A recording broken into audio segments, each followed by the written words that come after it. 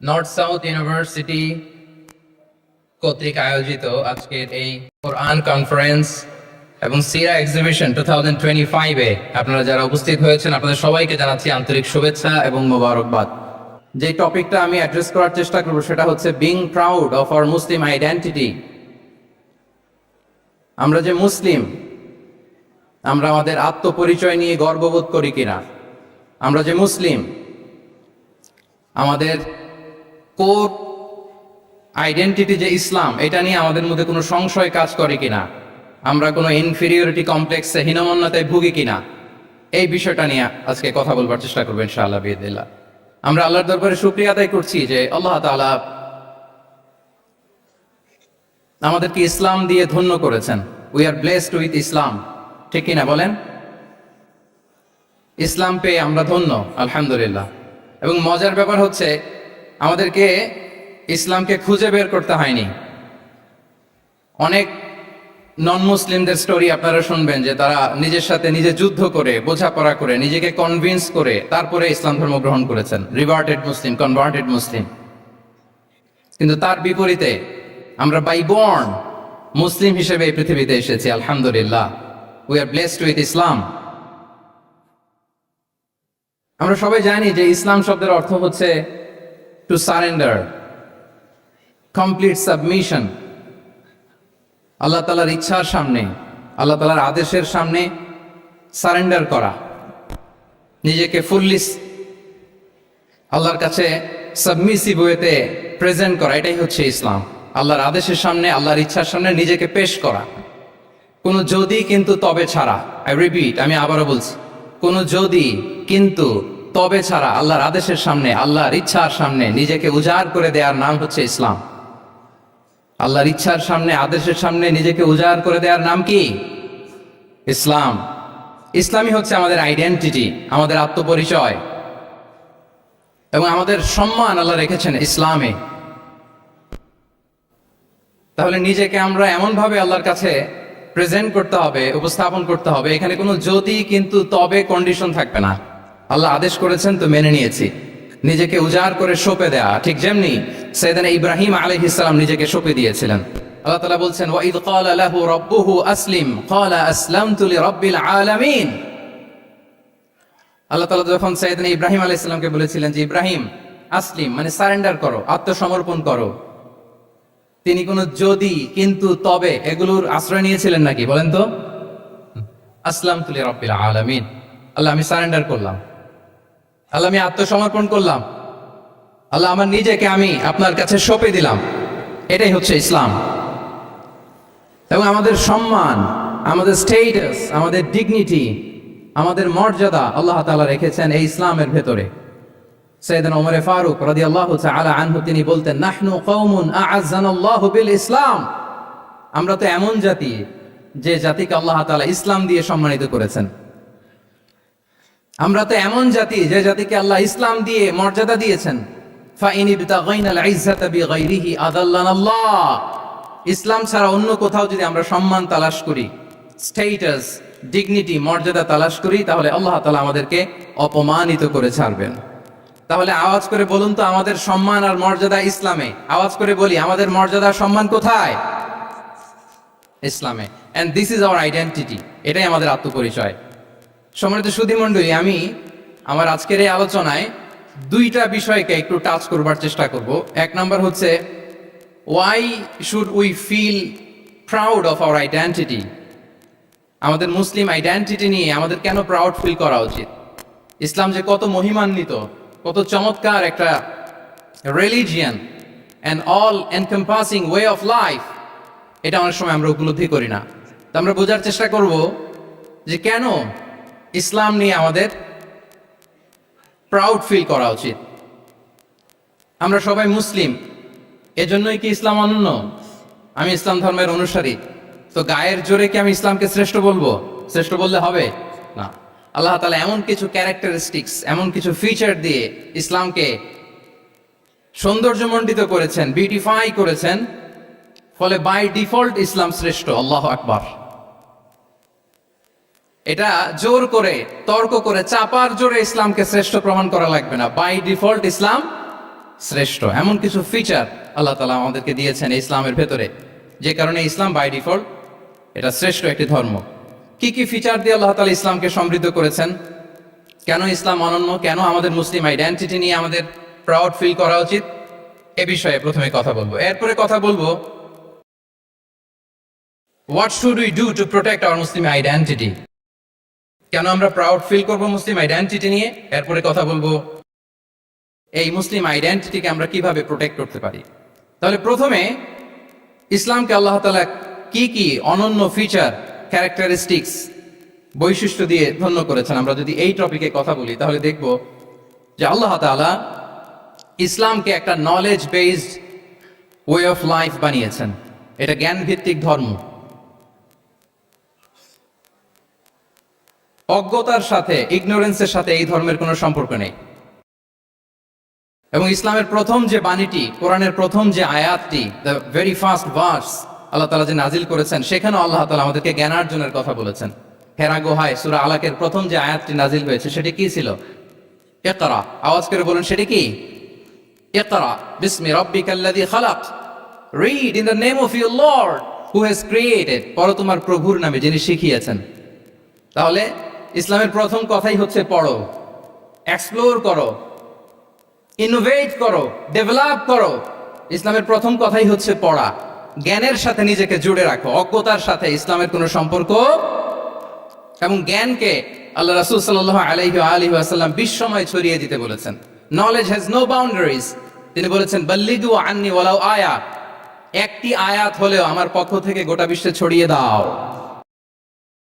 এবং জ্ঞানের রাস্তায়, জ্ঞানের পথে যে অগ্রসর হয়, আল্লাহর হাবিব সাল্লাল্লাহু আলাইহি ওয়াসাল্লাম বলেন, যে ব্যক্তি জ্ঞানের পথে অগ্রসর হয় সে মূলত জান্নাতের পথেই অগ্রসর হয়। মান সালাকা তারিকান ইয়ালতামিসু ফীহি ইলমান সাহালাল্লাহু লাহু তারিকান ইলাল জান্নাহ। যে জ্ঞান অর্জনের জন্য সামনে আগায় সে মূলত জান্নাতের দিকে আগায়। আল্লাহু আকবার। তাহলে ইসলাম একটা নলেজ বেসড রিলিজিয়ান। এখানে আমাদের গোজামিল দেওয়ার কোনো সুযোগ নাই। এটা জ্ঞান ভিত্তিক ধর্ম। এজন্য এই ধর্ম পেয়ে এই ওয়ে অফ লাইফ যে আমরা প্র্যাকটিস করি, আমাদের প্রাউড ফিল করার দরকার আছে না নাই বলেন? প্রাউড ফিল হয় না? আচ্ছা, এক নাম্বার হচ্ছে নলেজ বেসড রিলিজিয়ান।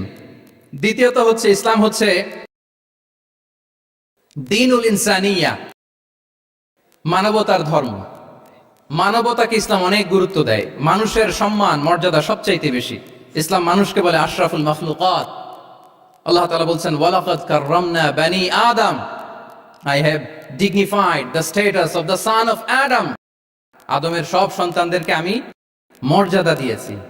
তিনি বলেননি যে আমি মুমিনদেরকে শুধু মর্যাদা দিয়েছি, শুধু মুসলিমদের মর্যাদা দিয়েছি, কেবলমাত্র মুসল্লিদেরকে মর্যাদা দিয়েছি, এমন তিনি বলেননি।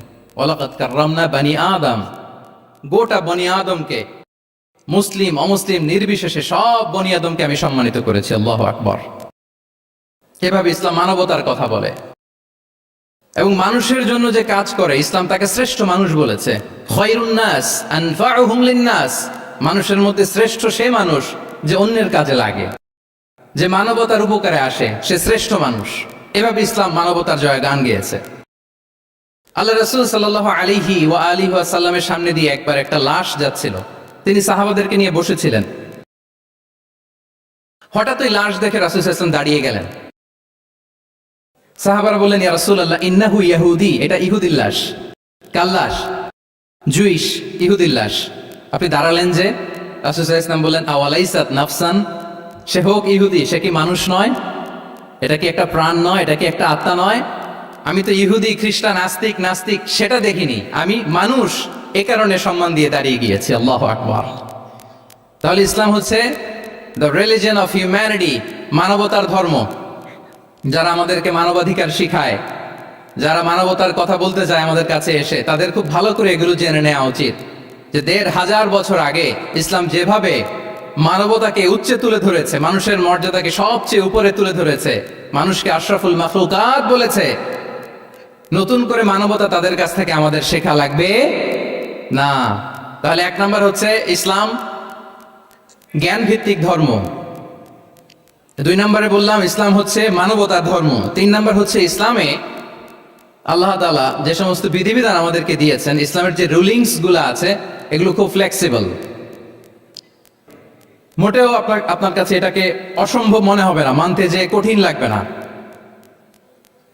বুঝতে সহজ, মানতে সহজ, এরকম চমৎকার বিধিবিধান আল্লাহ তাআলা ইসলামের ভেতরে দিয়েছেন। তার মানে মানুষের সুবিধা অসুবিধাকে ইসলাম আমলে নেয়। আমাদের সাধ্যের বাইরে কোনো বিধান আল্লাহ তাআলা ইসলামে চাপিয়ে দেননি। লা ইউকাল্লিফুল্লাহু নাফসান ইল্লা উসআহা। সাধ্যের বাইরে আল্লাহ তাআলা কোনো বিধান আমাদের উপর চাপিয়ে দেন নাই। কোনো কিছু যদি আমাদের আউট অফ ক্যাপাসিটি হয়, এরকম কোনো বিধান আল্লাহ আমাদেরকে দেন নাই। বরং ইসলামের সবগুলো বিধান আপনার কাছে খুবই যুক্তি সুলভ লাগবে, খুবই স্বভাব সুলভ লাগবে, আপনার নেচারের সাথে, আপনার চাহিদার সাথে এটা খুব যায়, খুব স্যুট করে, এমন বিধান আল্লাহ তাআলা দিয়েছেন। আল্লাহ তাআলা বলছেন, ওমা জাআলা আলাইকুম ফিদ-দীন মিন হারাজ। দিনের ভেতরে, ইসলামের ভেতরে আমি কোনো হারাজ রাখিনি, জটিলতা রাখিনি, কাঠিন্যতা রাখিনি, বরং সহজ করে ইসলামকে তোমাদের জন্য আমি দিয়েছি। অন্যত্র আল্লাহ তাআলা বলছেন, ইউরিদুল্লাহু বিকুমুল ইউসরা ওয়ালা ইউরিদু বিকুমুল উসর। আল্লাহ তোমাদের জন্য সহজ চান, কঠিন চান না।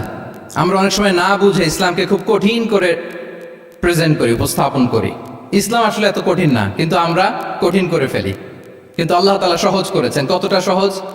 নামাজের মধ্যে দাঁড়িয়ে সালাত আদায় করা হচ্ছে ফরজ। দাঁড়িয়ে সালাত আদায় করে কি? আপনি দাঁড়াতে পারেন না, বসে পড়লেও কবুল করবে কে? আল্লাহ কবুল করবে। বসতে পারেন না, শুয়ে পড়লেও আল্লাহ কবুল করবে। অজু করে নামাজ পড়া ফরজ, অজুর পানি নাই, তাই এমন করে নামাজ পড়লেও আল্লাহ কবুল করবেন। তাহলে বলেন তো, ইসলাম পালন কি কঠিন না সহজ? আমরা মাঝে মাঝে খুব কঠিন করে উপস্থাপন করি। অনেক সময় আমাদের কাছে লিগ্যাল অপিনিয়ন চায়, ফতোয়া জানতে চায়। আমরা এত কঠিনভাবে অনেক সময় রেসপন্স করি, যিনি জিজ্ঞেস করেছেন তার মানতে বড্ড কষ্ট হয়।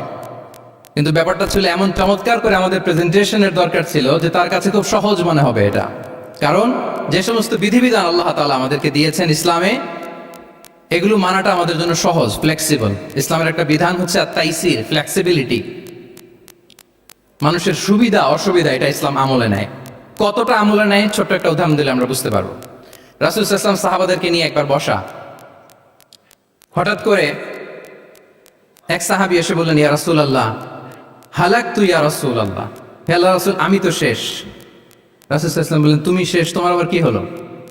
তো সাহাবী বলেন, ওয়াকাআতু আলা ইমরাআতি ফি রমাদান, আমি রমজান মাসে দিনের বেলায় আমার স্ত্রীর সাথে ফিজিক্যাল ইন্টিমেসিতে চলে গেছে, ভুল করে ফেলছি। আমরা জানি যে রমাদানে আমরা কিছু কাজ করতে পারি না। সিয়ামের সংজ্ঞাই হচ্ছে আসওমু ওয়াল ইমসাক আনিল আকলি ওয়া শুরবি ওয়াল জিমাই মিন তুলুইশ শামসি ইলা মিন তুলুইল ফাজরি ইলা গুরুবি শামসি মা আন-নিয়া। মানে রোজা হচ্ছে এটা এমন ইবাদত, সূর্যোদয় থেকে সূর্যাস্ত পর্যন্ত না খেয়ে থাকা, কোনো কিছু পান না করা, এবং দিনের বেলায় বিবাহিতরা তাদের স্ত্রীদের সাথেও ইন্টিমেসিতে যেতে পারবে না। এটা যদি কেউ মেনটেন করে, এটা হচ্ছে সিয়াম। তো এই সাহাবী বলে, ইয়া রাসূলুল্লাহ আমি তো শেষ, আমি তো দিনের বেলা ভুল করে ফেলছি, আমি তো আমার স্ত্রীর সাথে মেলামেশা করে ফেলছি, এখন কি করব? তো এটার আবার একটা বড় পেনাল্টি আছে। আপনারা যারা জানেন যে ইচ্ছাকৃত রোজা ভাঙলে কাজাও করতে হয়, কাফারাও দিতে হয়। কাজা মানে একটা রোজার জন্য একটা রোজা, আর কাফারা মানে হচ্ছে আরো 60টা রোজা রাখতে হবে। কয়েকটা জিনিস আছে, বেসিক্যালি 3টা। তো রাসূল সাল্লাল্লাহু আলাইহি ওয়াসাল্লাম তাকে বললো যে তোমার তো পেনাল্টি হয়েছে, তুমি তো বড় ভুল করে ফেলছো, তো তোমার কাছে কি এরকম কোনো দাস আছে যেটাকে তুমি আজাদ করে দিতে পারবা, মুক্ত করে দিতে পারবা, তাহলে পেনাল্টি আদায় হয়ে গেল। সে বলে, ইয়া রাসূলুল্লাহ না, আমার তো এত সক্ষমতা নাই, আমার কাছে তো কোনো দাস নাই। আচ্ছা, দাস নাই। তো রাসূল সাল্লাল্লাহু আলাইহি ওয়াসাল্লাম বললেন, তাইলে তুমি টানা 2 মাস রোজা রাখতে হবে, তাইলেও পেনাল্টি হয়ে যাবে, আদায় হয়ে যাবে, পারবা? সে বলে, ইয়া রাসূলুল্লাহ 2 মাস রোজা রাখা তো এটা কঠিন হয়ে যায়, ইটস নট এ জোক। টানা 60 দিন কি করে রোজা রাখে? তো রাসূল সাল্লাল্লাহু আলাইহি ওয়াসাল্লাম বললেন, এটাও পারবো না, তাহলে 60 জন মিসকিনকে খাবার খাইয়ে দিতে হবে এজ এ পেনাল্টি। এটা বড় অন্যায় করে ফেলছো, 60 জন মিসকিনকে খাবার খাওয়াবে, এটা পারবা? সে বলে, ইয়া রাসূলুল্লাহ এটাও পারবো না। তাহলে কয়টা অপশন দিয়েছিলেন রাসূল সাল্লাল্লাহু আলাইহি ওয়াসাল্লাম? আওয়াজ করে বলেন তো কয়টা? একটাও উনি পারবে না। দাসও আজাদ করতে পারবে না, 2 মাস রোজাও রাখতে পারবে না, 60 জনকে খাওয়াতেও পারবে না। তো রাসূল সাল্লাল্লাহু আলাইহি ওয়াসাল্লাম বলেন, কিছুই যখন পারবে না, কি আর করা, যাও একটু অপেক্ষা করে দেখি কি করা যায় তোমাকে নিয়ে। তো রাসূল সাল্লাল্লাহু আলাইহি ওয়াসাল্লাম অন্যান্যদের প্রশ্নের উত্তর দিচ্ছিলেন, সময় যাচ্ছে, হঠাৎ করে রাসূল সাল্লাল্লাহু আলাইহি ওয়াসাল্লামের দরবারে 1 ঝুড়ি সাদাকার খেজুর আসলো। 1 ঝুড়ি, তো সাদাকার এক ঝুড়ি খেজুর দেখে রাসূল ইসলাম বললেন, ওই ব্যক্তিকে ডাকো যার কিছু নাই, কিছুই করতে পারবো না। ডেকে আনা হলো। রাসূল ইসলাম বললেন, যাও, তুমি তো কিছুই করতে পারবে না, এই এক ঝুড়ি চ্যারিটির খেজুর, সাদাকার খেজুর তুমি গরিবদের মাঝে বিতরণ করে দাও, তাসাদ্দাক বিহা, এটা বিতরণ করে দাও, তাইলে আশা করি আল্লাহ তোমাকে মাফ করবে। তো এই সাহাবী বলে, ইয়া রাসূলুল্লাহ, আলা আফকারা মিন্না ইয়া রাসূলুল্লাহ, আমার চেয়েও গরিব কাউকে খুঁজে বের করে দান করতে হবে? রাসূল সাল্লাল্লাহু আলাইহি ওয়াসাল্লাম বলেন, হ্যাঁ, গরিবকেই তো দিতে হবে। তো উনি বলেন যে, রাসূলুল্লাহ, পুরো মদিনার তল্লাটে আমার চাইতে গরিব কেউ আর নাই,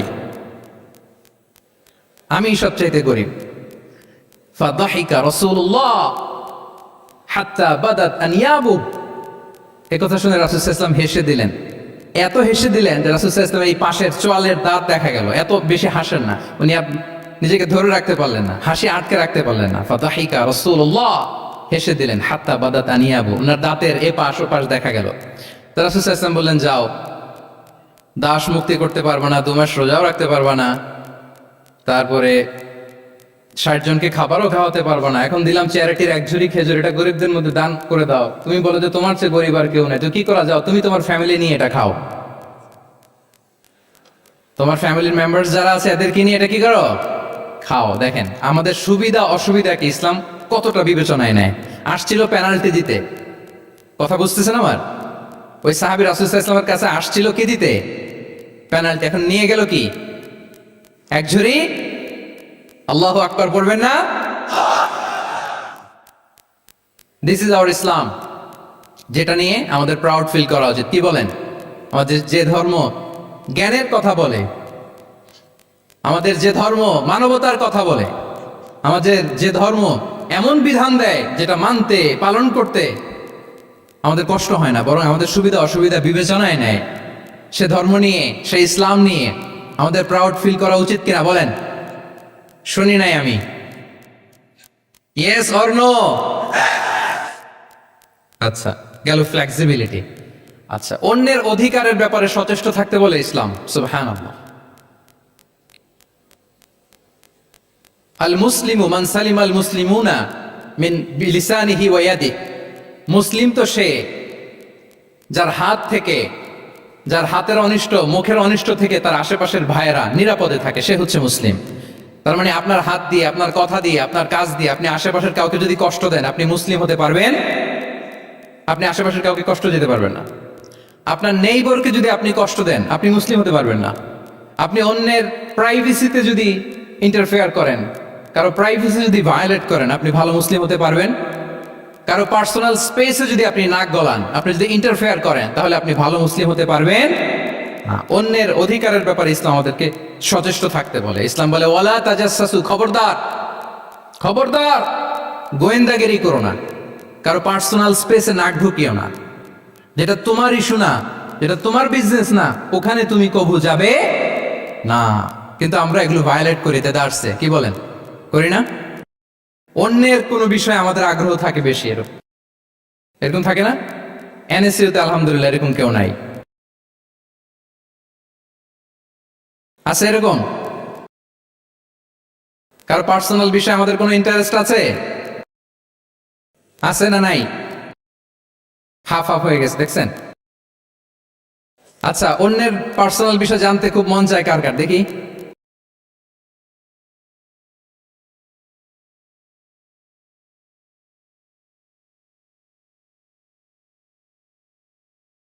হাত তুলে ফেলছে কয়েকজন, আল্লাহ হেদায়েত দেখ আমাদেরকে। আচ্ছা, অন্যের পার্সোনাল বিষয়ে নাক গলাই না, এরকম কারা কারা, দেখি? মাশাআল্লাহ, মাশাআল্লাহ, মাশাআল্লাহ। ঠিক আছে, হাত নামান।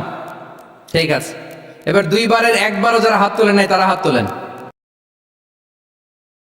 আপনারা কি করেন? আচ্ছা, তাহলে অন্যের পার্সোনাল ইস্যুতে আমরা আজকে থেকে নাক গলাবো, আমরা ভুল করে ফেলি। ইনশাল্লাহ আমরা এমনটা করব না। আমরা আসলে খুঁচিয়ে খুঁচিয়ে তার পার্সোনাল বিষয় জানতে চাই। বিশেষ করে নিঃসন্তান দম্পতি পেলে আমি দেখেছি খুঁটিয়ে খুঁটিয়ে তাকে প্রশ্ন করে, ভাই কি সমস্যা, ভেবে নিচ্ছেন না কেন, কার সমস্যা, আপনার সমস্যা না ভাবির সমস্যা? আরে বেটা, তোর কি সমস্যা সেটা বল।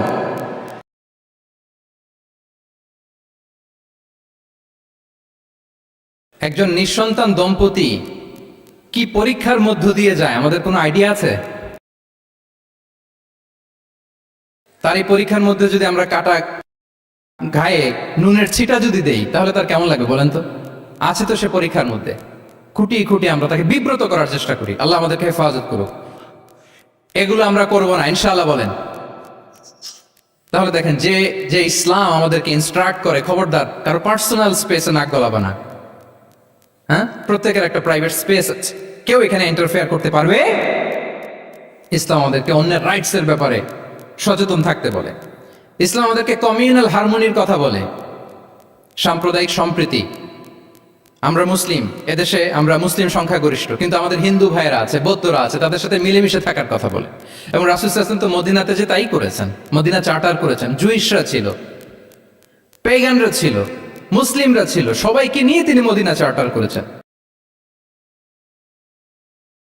পরবর্তীতে তারা বিট্রে করার কারণে, ট্রেচারের কারণে এই মদিনা চার্টার ভঙ্গ হয়েছে, কিন্তু রাসূল সাল্লাল্লাহু আলাইহি ওয়াসাল্লামের পক্ষ থেকে কোনো না ছিল না। তাহলে এই যে পরমত সহিষ্ণুতা, রিলিজিয়াস কোএক্সিস্টেন্স, ধর্মীয় সহাবস্থান, এটার কথা ইসলাম আমাদেরকে বলে।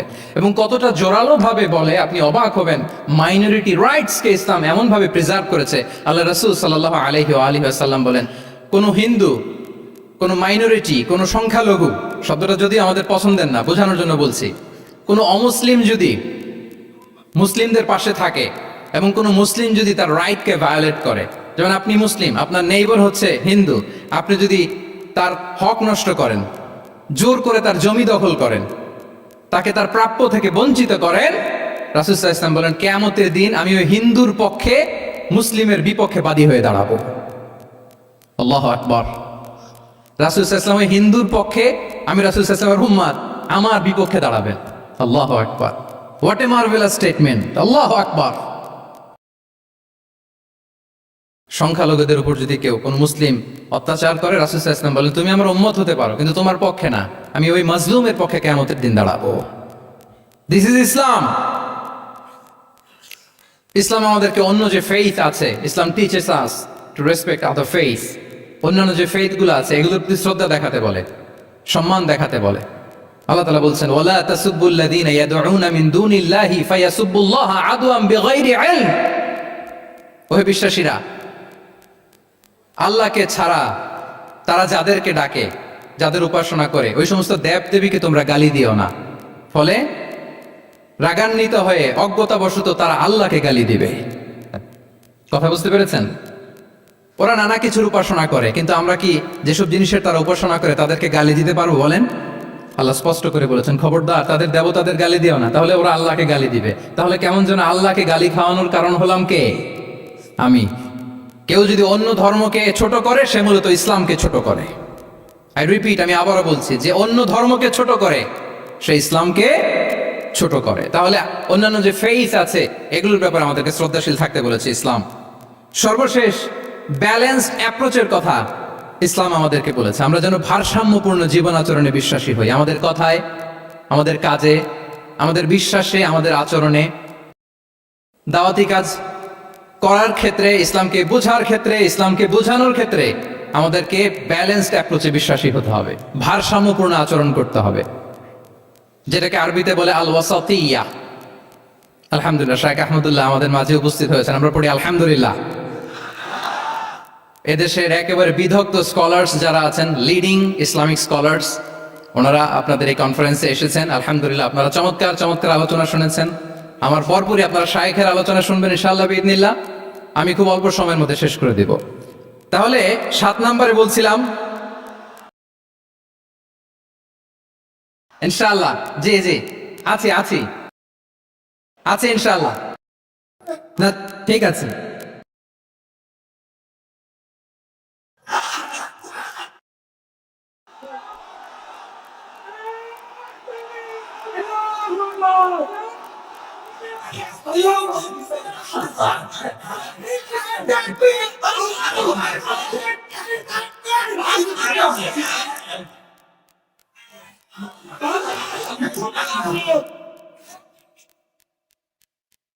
সম্মানিত সুধী মণ্ডলী, ওয়াকাযালিকা জাআলনাকুম উম্মাতান ওয়াসাতা লিতাকুনু শুহাদাআ আলান নাস ওয়া ইয়াকুনা রাসূলু আলাইকুম শাহীদা। আমরা হচ্ছি মধ্যমপন্থী জাতি। ইসলাম আমাদেরকে বাড়াবাড়িও শেখায় না, ছাড়াছাড়িও শেখায় না, বরং মাঝামাঝি থাকতে বলে। আলহামদুলিল্লাহ বলেন। আমরা শিথিলপন্থীও নই, আমরা কট্টরপন্থীও নই, বরং আমরা মধ্যমপন্থী। আমরা কোন পন্থী বলেন তো? আওয়াজ করে, আমরা কোন পন্থী? আমরা মধ্যমপন্থী। তাহলে ইসলাম বোঝার ক্ষেত্রে, বোঝানোর ক্ষেত্রে, ইসলাম পালন করার ক্ষেত্রে, অনুশীলন করার ক্ষেত্রে আমাদেরকে মধ্যম পন্থা অবলম্বন করতে হবে। বাড়াবাড়িও করা যাবে না, ছাড়াছাড়িও করা যাবে। আমরা শিথিলপন্থীও নই, কট্টরপন্থীও নই, আমরা হচ্ছে মধ্যমপন্থী।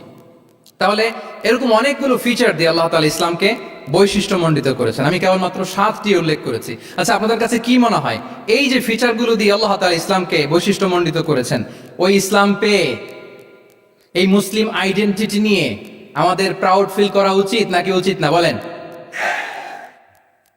Of course, absolutely, we should feel proud of our Muslim identity. যে ইসলাম আল্লাহ তাআলা আমাদেরকে দিয়েছেন, এই মুসলিম আইডেন্টিটি নিয়ে আমাদেরকে অবশ্যই গর্ব করা উচিত। এখন আমি বলবো, what should we do to protect our Muslim identity? এই যে আমরা ইসলাম পেলাম, আপনারা বলেছেন যে আমরা ব্লেসড উইথ ইসলাম, ইসলাম পেয়ে আমরা ধন্য। তো এই মুসলিম আইডেন্টিটি, আমাদের এই মুসলিম পরিচয়, এটাকে আমরা রক্ষা করব কিভাবে? এখানে বেশিরভাগ তরুণ যুবক, মাশাআল্লাহ, আপনাদের উদ্দেশ্যে সামান্য কয়েকটি পয়েন্টস বলেই যে আমাদের মুসলিম আইডেন্টিটিকে আমরা কিভাবে প্রোটেক্ট করব, কয়েকটা পয়েন্ট বলেই আমি আমার আলোচনা শেষ করবো ইনশাআল্লাহ বিইذনিল্লাহ। মৌলিকভাবে যদি বলতে হয়, আমাদের এই মুসলিম আইডেন্টিটি যদি আমাদেরকে প্রিজার্ভ করতে হয়, প্রোটেক্ট করতে হয়, সর্বপ্রথম যেটা আমাদেরকে করতে হবে সেটা হচ্ছে অন টাইমে আমাদেরকে সালাত আদায় করতে হবে। 5 times prayer on time. Push yourself to go to mosque for offering salah. নিজেকে পুশ করতে হবে। প্রথম হিসেব নিবেন, এনএসসির যুবক ভাইয়েরা আমার দিকে তাকান। প্রথম আল্লাহ তাআলা হিসেব নিবেন কিয়ামতের ময়দানে এই সালাতের। আউয়ালু মা ইউহাসাবু বিহিল আবদু ইয়াউমাল কিয়ামাতি আস-সালাহ। সর্বপ্রথম আল্লাহ তাআলা এই সালাতের হিসাব নেবে। এই সালাতের হিসাব যদি আমরা সুন্দর করে দিতে পারি, সব সুন্দর হয়ে যাবে। এবং ঈমান আর কুফরের মাঝে পার্থক্য হচ্ছে এই সালাত। আওয়াজ করে বলুন, ঈমান আর কুফরের মাঝে পার্থক্য কি? এটাতে কোনো ছাড় নাই, compulsory. Push yourself to offer Salah on time. এটাই আমাদের আইডেন্টিটি। মুসলিম আইডেন্টিটির প্রথম কথা হচ্ছে সালাত। যার সালাত নাই তার ঈমান নাই। আওয়াজ করে বলেন, যার সালাত নাই তার কি নাই? আমাদের অনেক তরুণরা মুসলিম উম্মার মুক্তি কিভাবে হবে এটা নিয়ে খুব পেরেশান, কিন্তু সালাতের ব্যাপারে উদাসীন। এরকম আছে না নাই? এটা হইল? এটা যায়? হ্যাঁ, যে ব্যক্তি মুসলিম উম্মার মুক্তি নিয়ে টেন্সড, সে সালাতে উদাসীন, এটা মেনে নেওয়া যায় না। তাহলে মুসলিম আইডেন্টিটি প্রোটেক্ট করতে হলে সর্বপ্রথম আমাদেরকে সালাতে যত্নবান হতে হবে, 1 নাম্বার। 2 নাম্বার হচ্ছে আল কোরআন আল কারীমের সাথে আমাদের অ্যাটাচমেন্টটাকে মজবুত করতে হবে। 1 নাম্বার হচ্ছে সালাত, মুসলিম আইডেন্টিটির। 2 নাম্বার হচ্ছে কোরআন। আওয়াজ করে বলেন, 2 নাম্বার কি? কোরআনের সাথে আমাদের অ্যাটাচমেন্ট বাড়াইতে হবে। অনেকের কোরআনের ইন ডেপথ নলেজ অনেক ভালো, কোরআনের রিফ্লেকশন গুলো খুব ভালো জানে, কিন্তু কোরআন তেলাওয়াতের বেহাল দশা। এরকম আছে না? আবার আমাদের অনেক ভাইদের কোরআন তেলাওয়াত মাশাআল্লাহ খুব বিশুদ্ধ, কিন্তু তার আবার কোরআনের রিফ্লেকশন গুলো জানা নেই। দুইটাই আমাদের জন্য crisis. Recitation and reflection both are needed. দুইটাই লাগবে। যে প্রজন্ম কোরআন জানে না তারা কখনো সফল হতে পারে না। আই রিপিট, আমি আবারও বলছি, যে প্রজন্ম কোরআন জানে না তারা কখনো সফল হতে পারে না। তাহলে আমাদের মুসলিম আইডেন্টিটিকে যদি প্রিজার্ভ করতে হয়, প্রোটেক্ট করতে হয়, প্রথমে আমাদেরকে সালাতের ব্যাপারে সোচ্চার হইতে হবে, সচেতন হইতে হবে। 2 নম্বরে কোরআনের সাথে আমাদেরকে অ্যাটাচমেন্ট বাড়াইতে হবে। কোরআন যেমনি বিশুদ্ধভাবে আমার আবৃত্তি করতে, তেলাওয়াত করতে জানতে হবে, আবার কোরআনের রিফ্লেকশনগুলো, কোরআনের শিক্ষাগুলো আমাদেরকে জানতে হবে। দুটো গেল। 3 নম্বর হচ্ছে হালাল হারাম কনসার্ন। হালাল যদি আপনি মেনটেন না করেন, আপনার কোনো মুসলিম আইডেন্টিটি নাই। আল্লাহ বলছেন, কুলু মিম্মা ফিল আরদি হালালান তাইয়্যিবা। এই জমিনে যেগুলোকে আমি হালাল করেছি এগুলো তোমরা কনজিউম করো। সম্মানিত শুধু খেয়াল রাখবেন, হালালের ভেতরেই বরকত আছে। হালালে কি আছে? হারামে কোনো বরকত নেই। হারামে আছে সাময়িক উত্তেজনা আর উন্মাদনা। কিন্তু হালাল, এর ভেতরে আল্লাহ তাআলা বারাকা ঢুকিয়ে দিয়েছেন। তাহলে আমরা হালাল কনজিউম করব, কি বলেন? সব ক্ষেত্রে, সব ক্ষেত্রে। হারাম খেয়ে, হারাম কনজিউম করে যে ব্যক্তি দোয়া করে, যারা হারাম খায় তাদের দোয়া আল্লাহ কবুল করে না। এবং হারাম খেয়ে বর্ধিষ্ণু দেহ আল্লাহর জান্নাতে প্রবেশ করবে না। লা ইয়াদখুলুল জান্নাতা জাসাদুন গুযিয়া বিল হারাম।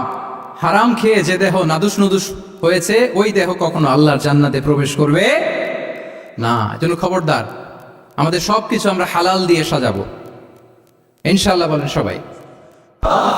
আমাদের অনেকে একটা ভুল করে, সেটা হচ্ছে অনেকে খাবারের ক্ষেত্রে খুব কনসার্ন, যেটা হালাল হইতে হবে, যেটা আমি কনজিউম করব এটার ব্যাপারে খুব কনসার্ন, কিন্তু অন্যান্য বিষয়ে তার আর কোনো খেয়াল নাই, ভ্রুক্ষেপ নাই। এরকম আছে না নাই বলেন? আমাদের সরকারি বিভিন্ন অফিসগুলোতে ঘুষ আছে না? ঘুষ আছে। দেখবেন সরকারি অনেক হিন্দু কর্মকর্তা গরুর গোশত খায় না। কেন খায় না? তার ধর্মে এটা নিষেধ, গরু খেতে চায় না। আচ্ছা, আবার সরকারি অফিসগুলোর অনেক মুসলিম কর্মকর্তা দেখবেন সরকারি কাজে থাইল্যান্ড গিয়েছে, চায়না গিয়েছে, খুঁজে খুঁজে হালাল রেস্টুরেন্ট খোঁজে।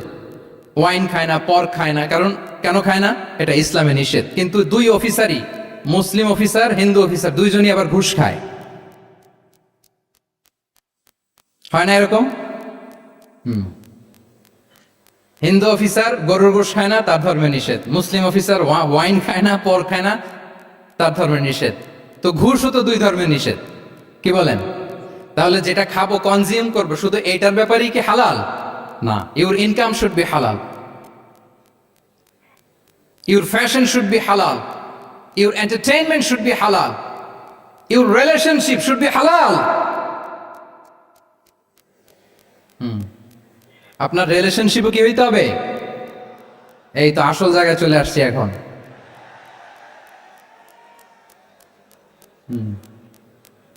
হালাল রিলেশনশিপ কোনটা? বিয়ে। এই পবিত্র বিয়ের মাধ্যমে আমরা এই হালাল রিলেশনশিপকে উপভোগ করতে পারবো। এর বাইরে আর কোন রিলেশনশিপে যাওয়া যাবে? হ্যাঁ। প্রি ম্যারেজ রিলেশনশিপ, এটা কি হালাল না হারাম? হ্যাঁ, ফতোয়া আপনারাই দিয়ে দিচ্ছেন। বলেন, বিবাহ বহির্ভূত যে কোনো রিলেশনশিপ হালাল নাকি হারাম? এক্সট্রা ম্যারিটাল যে কোনো রিলেশনশিপ বলেন হালাল নাকি হারাম? সাবধান হইতে হবে। তাহলে হালালের সাথে আমাদের সম্পর্কটাকে জোরদার করতে হবে। আচ্ছা, আপনারা আমার সাথে আছেন তো? মুসলিম আইডেন্টিটি রক্ষায় প্রথমে কি বলেছিলাম? সালাত। 2 নম্বরে অ্যাটাচমেন্ট উইথ কোরআন। 3 নম্বরে কি? হ্যাঁ, হালাল মেনটেন করতে হবে। আচ্ছা, গেল। 4 নাম্বার হচ্ছে আমাদের একটা গুড সার্কেল মেনটেন করতে হবে always. Engage with good circle, maintain a good circle. যত টক্সিক পিপল আছে এদেরকে ইগনোর করবেন, দূরে থাকবেন। আপনাকেও ভালো করতে দিবে না, নিজেরাও ভালো থাকবেন। এরকম আছে না নাই? ভালো স্টাডি সার্কেল মেনটেন করব আমরা। দিনের মৌলিক বিষয়গুলো শেখার জন্য একটা ভালো সার্কেল মেনটেন করব। এমন সার্কেলে থাকবেন, এমন লোককে বন্ধু বানাবেন যাকে দেখলেই আল্লাহর কথা স্মরণ হয়, কি বলেন? এরকম একটা ভালো পরিবেশ খুঁজে নেন, একটা দ্বীনি সার্কেল খুঁজে নেন। Never stop learning Islamic knowledge. যারা এই যে নলেজ শেয়ারিং সেশন করে, ইসলামিক হালাকা করে, কোরআনিক স্টাডি সার্কেল করে, এই সার্কেলগুলোর সাথে আমরা থাকবো ইনশাআল্লাহ, কি বলেন? সবাই থাকবেন তো? তা না হলে মুসলিম আইডেন্টিটি আমরা প্রোটেক্ট করতে পারবো না। আচ্ছা, 5 নম্বরে হচ্ছে এঙ্গেজ উইথ গুড ওয়ার্ক। কল্যাণমূলক কাজের সাথে নিজেকে আমরা জড়িয়ে রাখবো। এই যে টাইমটা আপনার লাইফের সবচেয়ে ক্রিম টাইম আপনি পার করছেন, বেশিরভাগ শ্রোতাই তো এখানে তরুণ এবং যুবক, এই সময় আপনি আর পাবেন না, কখনো পাবেন না। এই টাইমটাকে যেন আমরা কাজে লাগাই। এমন সময় আপনারা পার করছেন, আপনারা চাইলে বাতাসের গতিকে আপনারা পাল্টে দিতে পারেন, সাগরের স্রোতকে উল্টে দিতে পারেন, আপনারা চাইলে ইতিহাস গড়তে পারেন।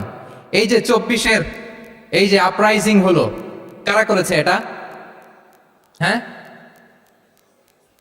প্রবীণরা না নবীনরা? বলেন তো। এই যে আবু সাইদ বুক টান টান করে যে দাঁড়িয়েছে, সে কি বুড়া মানুষ ছিল না যুবক ছিল আপনাদের মতো? আল্লাহ রাসূল সাল্লাল্লাহু আলাইহি ওয়া আলিহি ওয়াসাল্লাম তিনি বলেন, ইগতানিম খামসান ক্বাবলা খামসিন, 5 জিনিস ফুরিয়ে যাওয়ার আগে 5 জিনিসকে গনিমত মনে করো, গুরুত্বপূর্ণ মনে করো। এর মধ্যে একটা হচ্ছে শাবাবাকা ক্বাবলা হারামিক, তোমার বার্ধক্য আসার আগে তোমার এই যৌবনকে, প্রৌঢ়ত্বের আগে এই যৌবনকে কাজে লাগাও। এবং কিয়ামতের দিন আল্লাহ তাআলা 7 শ্রেণীর ব্যক্তিকে তার সুশীতল আরশের নিচে ছায়া দিবেন, যেদিন আল্লাহর আরশের সুশীতল ঠান্ডা ছায়া ছাড়া আর কোনো ছায়ার ব্যবস্থা থাকবে না। ওই 7 শ্রেণীর ব্যক্তির মধ্যে এক ব্যক্তি হচ্ছে ওয়াশাবুন নাশাআ ফি ইবাদাতিল্লাহ, এমন যুবক যে আল্লাহর ইবাদতে তার যৌবনকে কাটিয়েছে। বলেন ওইরকম যুবক হতে আমরা চাই কি চাই না? তাহলে আমাদের এই যৌবনকে আমরা কাজে লাগাবো। 6 নম্বরে হচ্ছে কনসিস্টেন্সি, ধারাবাহিকতা, আরবিতে বলে আল মুদাওয়ামা। এই যে আজকে মাশায়েখরা এখানে কথা বলবেন, এত মোটিভেটেড হইছেন, কালকে থেকে মাশাআল্লাহ নামাজ, নফল রোজা, কোরআন তেলাওয়াত শুরু করছেন, কিন্তু 10 দিন পরে আবার শেষ, 1 সপ্তাহ পরে আবার আর নাই মোটিভেশন। এরকম হয় কি হয় না? আমরা কি শুধু 7 দিনের জন্য মোটিভেশন নেব আজকের কনফারেন্স থেকে, নাকি আজীবনের জন্য নেব? আজীবনের জন্য নেব। ধারাবাহিকভাবে রেগুলার আমরা কিছু নফল ইবাদত করব, রেগুলার আমরা আধা পৃষ্ঠা হলেও আল্লাহর কিতাব কোরআন তেলাওয়াত করব, প্রতিদিন 2টি আয়াত হলেও আমরা অর্থ পড়ব, একটি হলেও আল্লাহ রাসূল সাল্লাল্লাহু আলাইহি ওয়াসাল্লামের হাদিস আমরা পড়ব। তাহলে ধারাবাহিক আমল আল্লাহর কাছে খুব প্রিয়। আহাব্বুল আ'মালি ইলাল্লাহি আদওয়ামুহা ওয়া ইন কাল্লা, রাসূল সাল্লাল্লাহু আলাইহি ওয়াসাল্লাম বলেন আল্লাহর কাছে সবচাইতে প্রিয় আমল ওইটা যেটা আমার বান্দা নিয়মিত করে, ধারাবাহিকভাবে করে, যদিও পরিমাণে ওইটা অল্প, যদিও পরিমাণে সেটা কি অল্প। তাহলে এই মোটিভেশনকে আমরা কন্টিনিউ করব ইনশাআল্লাহ। বলেন সবাই। সব শেষে খুবই গুরুত্বপূর্ণ হাম্বলনেস, বিনয় থাকতে হবে আমাদের, ডাউন টু আর্থ হইতে হবে। আমাদের মুসলিম আইডেন্টিটির সাথে অ্যারোগেন্সের কোনো সম্পর্ক নাই। ওমা তাওয়াদা আহাদুন লিল্লাহি ইল্লা রাফাআহুল্লাহ, রাসূল সাল্লাল্লাহু আলাইহি ওয়াসাল্লাম বলেন যে আল্লাহর জন্য বিনয়ী হয়, নিচু হয়, আল্লাহ তাকে সম্মানিত করেন। বলেন আমরা সম্মানিত হতে চাই কি চাই না? রাসূল সাল্লাল্লাহু আলাইহি ওয়াসাল্লাম দোয়া করতেন, আল্লাহুম্মা জাআলনি সাবুরা ওয়া জাআলনি শাকুরা ওয়া জাআলনি ফি আইনি সাগীরা ওয়া ফি আ'ইউনিন নাসি কাবীরা। হে আল্লাহ আপনি আমাকে শুকরগুজার বান্দা বানান, হে আল্লাহ আপনি আমাকে ধৈর্যশীল বান্দা বানান, হে আল্লাহ আপনি আমাকে আমার নিজের চোখে আমাকে ছোট বানান, মানুষের চোখে আপনি আমাকে বড় বানান। রাসূল সাল্লাল্লাহু আলাইহি ওয়াসাল্লাম নিজ চোখে ছোট থাকতে চেয়েছেন, ফলে গোটা বিশ্বের চোখে রাসূল সাল্লাল্লাহু আলাইহি ওয়াসাল্লামকে বড় মহামানব বানিয়েছেন কে? এখন আপনি নিজের চোখেই যদি বলেন যে আমি অনেক বড়, তাহলে হবে না। এই হাম্বলনেসটা আমাদের থাকতে হবে। সম্মানিত ভাইয়েরা, আমাদের অনেক তরুণদেরকে আমি দেখি যে নতুন দিনে ফিরেছে, নতুন তার মধ্যে উপলব্ধি আসছে, রিয়েলাইজেশন আসছে যে আগে রং ট্র্যাকে ছিলাম, এখন রাইট ট্র্যাকে আসতে চাই, ইসলামকে অনুশীলন করতে চাই। আলহামদুলিল্লাহ, খুব ভালো। তো তার যখন রিয়েলাইজেশন আসছে, সে কিছু পড়াশোনা শুরু করে দেয়, কিছু পড়াশোনা করে, কিছু স্কলারসদের লেকচার শুনে। তো অনেক তরুণের মধ্যে এই সমস্যাটা একটা কমন ফেনোমেনা, যে একটু পড়াশোনা করে, একটু কিছু স্কলারসদের লেকচার শুনেই ও মনে করে যে আমি সব জেনে গেছি। কি মনে করে? আমি সব জেনে গেছি। এরপরে এখানেই ক্ষান্ত হয় না, এরপরে সে ভুল ধরতে আরম্ভ করে স্কলারসদের। সে বলে যে উনি এই ভুল করছে, উনি এই ভুল করছে, উনি ভ্রান্ত, উনি বাতিল। এরকম একটা কমন ফেনোমেনা আমাদের মধ্যে আছে না নাই? বলেন না, অ্যাবসলিউটলি রং। শিক্ষানবিশ যারা, তারা এটা করবে না। কিছুই শিখেননি আপনি, কিছুই জানেননি, এখনো অনেক দূর যেতে হবে আপনাকে। কোনো বিষয়ে কমেন্টস করতে গেলে, কোনো ইস্যু নিয়ে আপনাকে মন্তব্য করতে গেলে আপনাকে অগাধ পাণ্ডিত্য অর্জন করতে হবে, তারপরে আপনি সে বিষয়ে কথা বলতে পারবেন। তাহলে এই জাতীয় অ্যাটিটিউড যেন কখনো, এগুলো শয়তান করে, এই অ্যাটিটিউড যদি আমার মধ্যে ঢুকে, আপনি হয়তো ইসলাম থেকেও দূরে সরে যাবেন। আল্লাহ এই ধরনের অ্যাটিটিউড থেকে আমাদেরকে হেফাজত করুক, আমরা পড়ি আমিন। তাহলে সম্মানিত সুধী, being proud of our Muslim identity, এই টপিক নিয়ে আমি 2টা বিষয়ে কথা বলেছি, যে আমরা কিভাবে আমাদের এই মুসলিম আইডেন্টিটিকে প্রিজার্ভ করব, প্রোটেক্ট করব, আর কেন আমাদের এই মুসলিম আইডেন্টিটি নিয়ে গর্ববোধ করা উচিত। সম্মানিত সুধী মণ্ডলী, ইসলাম হচ্ছে আমাদের কোর আইডেন্টিটি, এবং ওমর ফারুক রাদিয়াল্লাহু তাআলা আনহু বলেছেন, এখানে ইসলামই আমার সম্মান, ইসলামই আমার ইজ্জত। ইসলামের বাইরে যেয়ে যদি আমরা ইজ্জত খুঁজতে চাই, আমাদেরকে আল্লাহ তাআলা অপমানিত করবেন। তাহলে আমরা বোল্ডলি যেন এটা বলি যে আমি মুসলিম। যে আয়াত দিয়ে আমি শুরু করেছি সেটা দিয়ে শেষ করি। আল্লাহ তাআলা বলছেন, ওমান আহসানু কাওলাম মিম্মান দাআ ইলাল্লাহি ওয়া আমিলা সালিহাও ওয়া ক্বালা ইন্নানি মিনাল মুসলিমিন। তার চেয়ে শ্রেষ্ঠ কথা আর কার হতে পারে যে মানুষকে আল্লাহর দিকে ডাকে, নিজে সৎকর্ম করে আর বলে ইন্নানি মিনাল মুসলিমিন, নিশ্চয় আমি মুসলমান, নিশ্চয় আমি কি, বোল্ডলি প্রাউড ফিল করে। আমরা বলতে পারবো না যে আমি মুসলিম? পারবো? হ্যাঁ, নাকি সংশয় কাজ করে? করে? বলেন, আমরা আমাদের মুসলিম আইডেন্টিটিকে ওন করতে চাই কি চাই না? সবাই চাই। আমাদের আসল পরিচয় কি বলেন? মুসলিম। এরকম মুষ্টিবদ্ধ হাত উঁচু করে বলেন, আমাদের পরিচয় কি? আমি প্রশ্ন করলে উত্তর দিতে পারবেন? আওয়াজ করে বলেন, আমি কে? তুমি কে? এনএসইউ মেক এ নয়েজ, আমি কে? তুমি কে? আমি কে? তুমি কে? ওয়াকালা ইন্নানি মিনাল মুসলিমিন। তার চেয়ে শ্রেষ্ঠ ঘোষণা, শ্রেষ্ঠ কথার কার হতে পারে যে বলে যে আমি মুসলিম? এটাই আমাদের আসল পরিচয়। আমরা যেন হৃদয় থেকে আমাদের এই মুসলিম আইডেন্টিটিকে ওন করতে পারি। আল্লাহ তাআলা আমাদেরকে তৌফিক দান করুক, আমরা বলি আমিন। সম্মানিত সুধী মণ্ডলী, ইসলাম হচ্ছে সময়ের অপরিহার্য বাস্তবতা। ইসলাম আমাদেরকে সঠিক জীবন দর্শন শেখায়। আপনি জীবনে সুখী হতে চান, সমৃদ্ধ হতে চান, সফল হতে চান, জীবনের প্রতিটি অঙ্গনে আপনি ইসলামকে প্র্যাকটিস করুন, আপনি সুখী হবেন for sure, I am telling you. কারণ ইসলামের ছায়াতলেই রয়েছে আমার, আপনার, আমাদের সকলের আলোক স্নাত মুক্তি। আল্লাহ তাআলা আমাদের সবাইকে কথাগুলো বোঝার ও আমল করার তৌফিক দান করুক। আমি আবারও এনএসইউ কর্তৃপক্ষকে অন্তরের অন্তঃস্থল থেকে এরকম চমৎকার একটি কোরআনিক কনফারেন্স এবং সির এক্সিবিশনের আয়োজনের জন্য ধন্যবাদ জানাই। যারা দীর্ঘ সময় জুড়ে আমার লেকচারটি শুনলেন, আপনাদের সবাইকে আবারও শুভেচ্ছা এবং মোবারকবাদ জানিয়ে এখানেই শেষ করছি। হাদা মা ইনদি ওয়াল ইলমু ইনদাল্লাহি আলাইহি তাওয়াক্কালতু ওয়া ইলাইহি উনীব। ওয়াসসালামু আলাইকুম ওয়া রাহমাতুল্লাহি তাআলা ওয়া বারাকাতুহু।